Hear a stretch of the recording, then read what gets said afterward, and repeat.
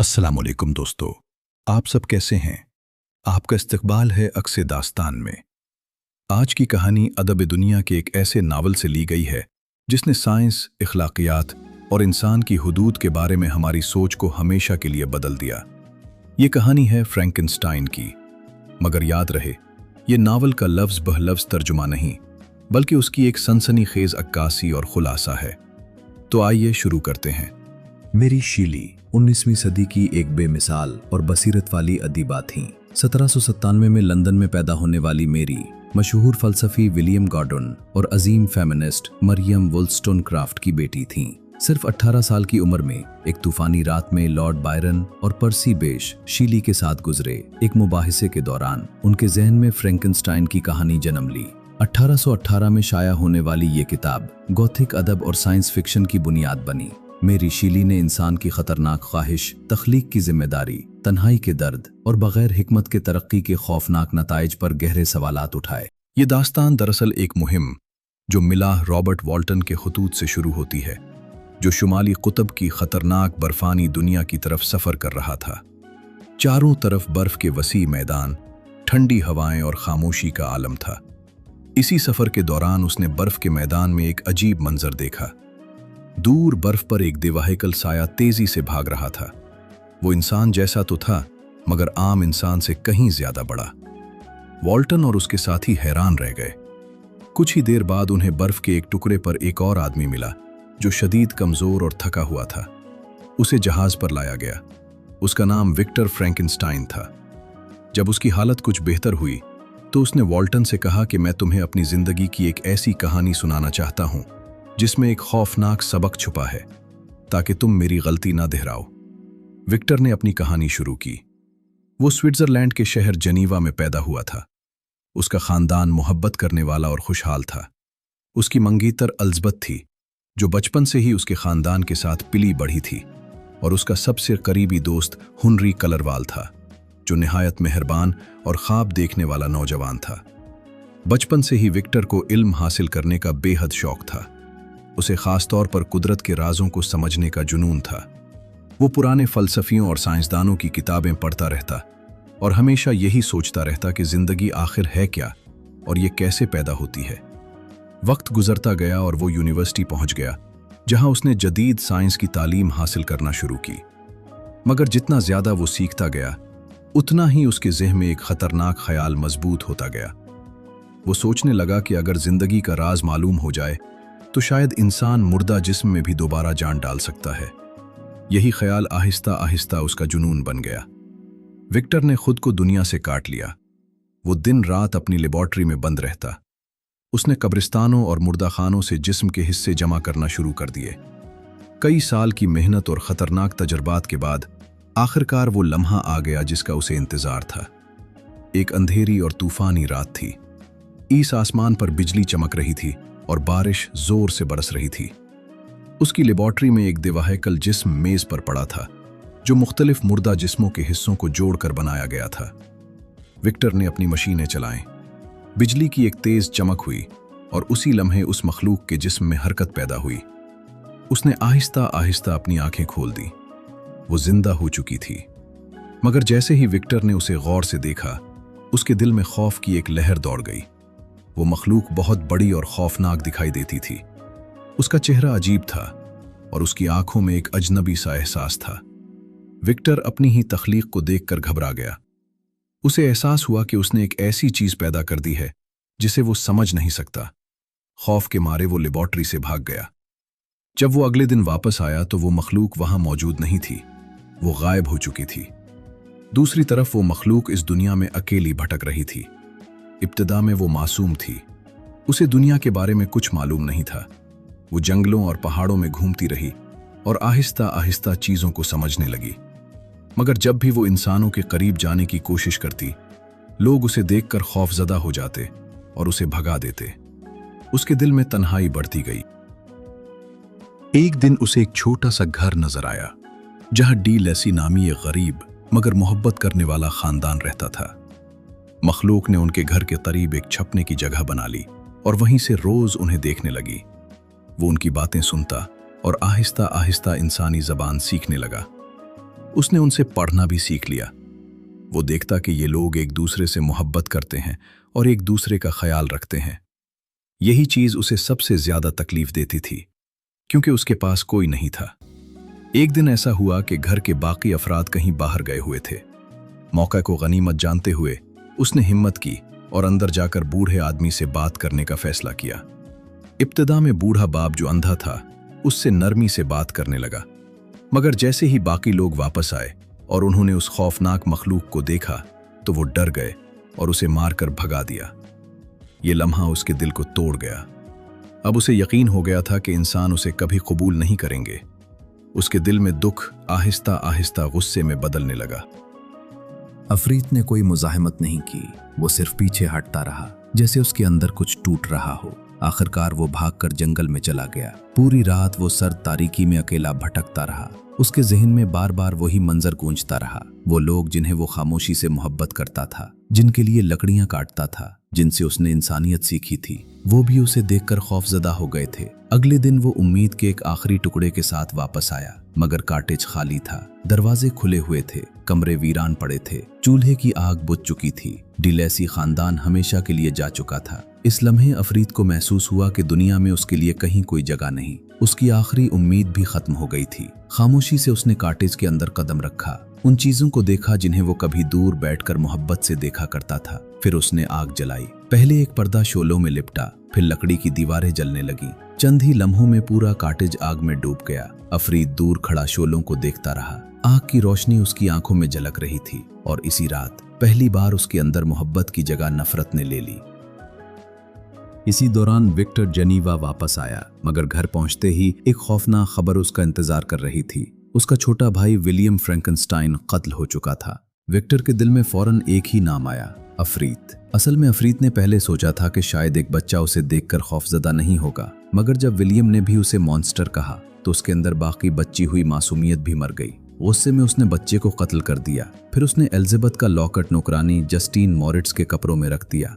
Justin बेगुनाह थी, मगर अदालत ने उसे फांसी दे दी। विक्टर जानता था कि असल कातिल कौन है, मगर वो खामोश रहा और यही खामोशी उसे अंदर से खाने लगी।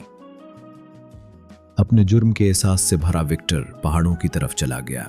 वहां तूफान और बर्फ के दरमियान अफरीत उसके सामने आया। अफरीत ने बड़े दर्द भरे अल्फाज में अपना दर्द बयान किया और एक औरत साथी का मुतालबा किया। विक्टर ने हिचकिचाते हुए वादा कर लिया कि वो एक खातून अफरीत बनाएगा। एक वादा किया गया था, मगर ये वादा टूटने वाला था, जो इंतकाम की आग भड़का देगा। विक्टर अपने वादे को पूरा करने के लिए दूर दराज स्कॉटलैंड के एक अलग थलग जजीरे पर चला गया। वहां एक वीरान लेबॉर्ट्री में वो दूसरी खातून अफरीत बनाने लगा। मगर जब वो तकरीबन मुकम्मल होने वाली थी तो विक्टर के दिल में खौफ पैदा हो गया। उसने सोचा कि अगर ये दो अफरीत एक दूसरे से मिल गए तो शायद वो नस्ल बढ़ाएं और पूरी इंसानियत के लिए खतरा बन जाएं। इस खौफ और जिम्मेदारी के एहसास में विक्टर ने नीम तैयार जिस्म को टुकड़े टुकड़े करके समंदर में फेंक दिया। कुछ दिन बाद विक्टर एक साहिली कस्बे पहुंचा। वहां लोगों का हुजूम एक कत्ल की बात कर रहा था। एक अजनबी शख्स की लाश समंदर किनारे मिली थी। विक्टर बेचैनी से उनके साथ गया, मगर जैसे ही कपड़ा हटाया गया उसकी रूह जैसे जिस्म से निकल गई। वो हुनरी कलीवल था। उसकी गर्दन पर उंगलियों के गहरे निशान थे। चेहरा बेजान था, मगर उस पर अब भी हैरत जैसे जम गई थी, जैसे मौत आने से पहले उसे यकीन ही ना आया हो कि दुनिया में ऐसी नफरत भी मौजूद हो सकती है। विक्टर टूट गया। उसे फौरन समझ आ गया कि ये किसने किया है। अफरीत ने सिर्फ कत्ल नहीं किया था, उसने विक्टर की जिंदगी के आखिरी रोशन हिस्से को खत्म किया था। हुनरी वो इंसान था जो विक्टर को अब भी इंसान बनाए हुए था, और अब वो भी चला गया था। गम, खौफ और जुर्म के बोझ तले विक्टर तकरीबन पागल हो गया। उसे बुखार ने घेर लिया। वो चीखता, बड़बड़ाता और बार बार अफरीत का नाम लेता रहा। मकामी लोगों ने उल्टा उसी पर कत्ल का शक किया और उसे कैद कर दिया। कई हफ्तों तक वो जेल में बीमार पड़ा रहा और इन्हीं अंधेरी रातों में विक्टर को पहली बार पूरी शिद्दत से एहसास हुआ कि उसकी तख्लीक अब सिर्फ लोगों को कत्ल नहीं कर रही, वो उसकी जिंदगी से एक एक करके हर वो चीज छीन रही थी जिससे वो मोहब्बत करता था। अफरीत विक्टर को मारना नहीं चाहता था, वो चाहता था कि विक्टर जिंदा रहे और इसी तन्हाई, रद्द और बेबसी को महसूस करे जिसमें वो खुद पैदा हुआ था। उन जेल की अंधेरी दीवारों के अंदर विक्टर 2 महीनों तक जिंदगी और मौत के दरमियान झूलता रहा। फिर एक दिन जेल का दरवाजा खुला। उसके वालिद मिस्टर अल्फोंस फ्रैंकनस्टाइन जनीवा से आयरलैंड तक पहुंच चुके थे। उनके साथ मकामी मजिस्ट्रेट मिस्टर क्रॉन भी था, जो अब विक्टर की बेगुनाही पर यकीन कर चुका था। वालिद के आंसुओं भरे चेहरे को देखकर विक्टर की आंखें भीगी। अदालत ने शवाहिद की अदम मौजूदगी और उसकी शदीद बीमारी को देखते हुए विक्टर को बुरी जिम्मा करार दे दिया। वो जेल से रहा हो गया, मगर उसकी रूह अब भी कैद थी, इंतकाम और जुर्म की एक गहरी तारीख कैद में। आखिरकार विक्टर फ्रैंकस्टीन ने एलिजाबेथ लिविंजा से शादी कर ली, मगर खुशी के उस दिन पर भी खौफ का साया मौजूद था। अफरीद की वो धमकी मुसलसल विक्टर के जहन में गूंज रही थी, मैं तुम्हारी शादी की रात तुम्हारे साथ हूँगा।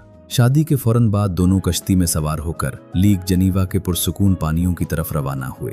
शाम ढलते ढलते वो झील के किनारे एक छोटे से सराय नुमा होटल में पहुंचे, जहां उन्हें रात गुजारनी थी। मगर विक्टर के दिल में सुकून नहीं था। हुआ तेज होने लगी, दूर आसमान पर बादल जमा हो रहे थे, झील का पानी सियाह दिखाई देने लगा। विक्टर बार बार दरवाजों और खिड़कियों की तरफ देखता रहा। उसे यकीन था कि अफरीद आ जाएगा, मगर वो एक बात समझने में नाकाम रहा, अफरीद उसे मारना नहीं चाहता था। विक्टर ने एलिजाबेथ को कमरे में आराम करने के लिए छोड़ा और खुद एक पिस्तौल लेकर पूरे मकान और इर्द गिर्द के रास्तों की तलाशी लेने लगा। वो हर साये में अफरीद को तलाश कर रहा था, क्योंकि उसे यकीन था कि हमला उसी पर होगा।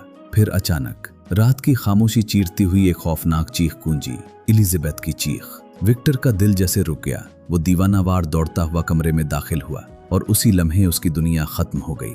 एलिजाबेथ बिस्तर पर बेजान पड़ी थी, उसका गिला दबाया जा चुका था, उसकी आंखें खौफ से खुली हुई थीं और उसकी सफेद गर्दन पर उंगलियों के गहरे नीले निशान अब भी वाज़ेह थे। विक्टर चीखता हुआ उसके जिस्म पर गिर पड़ा। फिर अचानक उसकी नजर खिड़की की तरफ गई। अफरीद वहां खड़ा था, बारिश और बिजली की चमक में उसका दिव्यकल साया दिखाई दे रहा था। उसके चेहरे पर एक खौफनाक तल्ख इत्मीनान फैला हुआ था। वो खामोशी से एलिजाबेथ की लाश की तरफ इशारा कर रहा था, जैसे याद दिला रहा हो, मैंने तुमसे वादा किया था। और उसी रात अफरीद ने विक्टर से वो आखिरी चीज भी छीन ली जिससे वो सबसे ज्यादा मोहब्बत करता था। विक्टर के वालिद मिस्टर अल्फोंस फ्रैंकनस्टाइन भी उस सानेहे को बर्दाश्त न कर सके। एलिजाबेथ की मौत की खबर सुनकर उनका दिल टूट गया। वो बिस्तर पर पड़ गए और चंद दिनों के अंदर गम के बोझ तले चल बसे। अब विक्टर दुनिया में बिल्कुल अकेला रह गया था। उसके माँ, भाई विलियम, दोस्त हेनरी, बीवी एलिजाबेथ और अब वालिद सब चले गए थे। उसके दिल में सिर्फ एक ही शोला बाकी रह गया था, इंतकाम।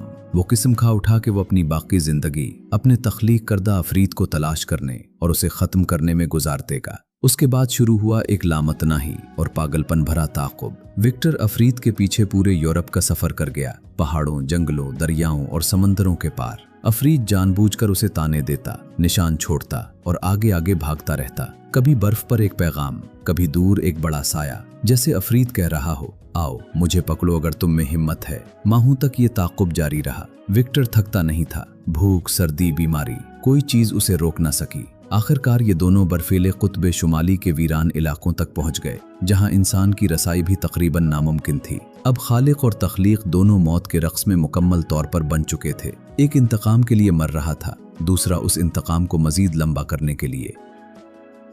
वॉल्टन की कैबिन में विक्टर ने अपनी पूरी कहानी मुकम्मल की। मौत के करीब उसने वॉल्टन को तंबीह की, आराम में खुशी तलाश करो और बुलंद ख्वाहिशात से बचो। आखिरी सांसों में अफरीद आया। वो अब गुस्से से खाली, सिर्फ गहरी हसरत और तन्हाई लिए हुए था। उसने कहा कि वो भी अपने वजूद का खात्मा कर लेगा। बर्फ की सफेद चादर पर अफरीद अपने खालिक की लाश के पास खड़ा था। तमाम गुस्सा जल चुका था, बाकी सिर्फ एक लामतनाही तन्हाई थी। उसने सोचा, मैंने ज़बान सीखी, खूबी सीखी, मोहब्बत का ख्वाब देखा, मगर दुनिया ने मुझे हमेशा रद्द किया। विक्टर ने खुदा बनने की कोशिश की, मगर बाप बनने की जिम्मेदारी अदा नहीं की। दोनों ने देर से समझा कि हकीकी अफरीद शक्ल में नहीं, बल्कि हमदर्दी और जिम्मेदारी की कमी में होता है। अफरीद ने अपने आप को बर्फ में जला देने का फैसला किया और विक्टर ने मौत के बिस्तर पर। विक्टर फ्रैंकनस्टाइन मौत को शिकस्त देना चाहता था, मगर उसने एक ऐसी तन्हाई पैदा कर दी जो कब्र से भी गहरी थी। उसका अफरीद बगैर माँ की मोहब्बत, बगैर बाप के नाम के पैदा हुआ। अफरीद इसलिए नहीं बना कि वो फितरी तौर पर बुरा था, बल्कि इसलिए कि दुनिया ने उसे कबूल ही नहीं किया। इस कहानी का असल खौफ लेबॉर्ट्री या अफरीद की शक्ल नहीं,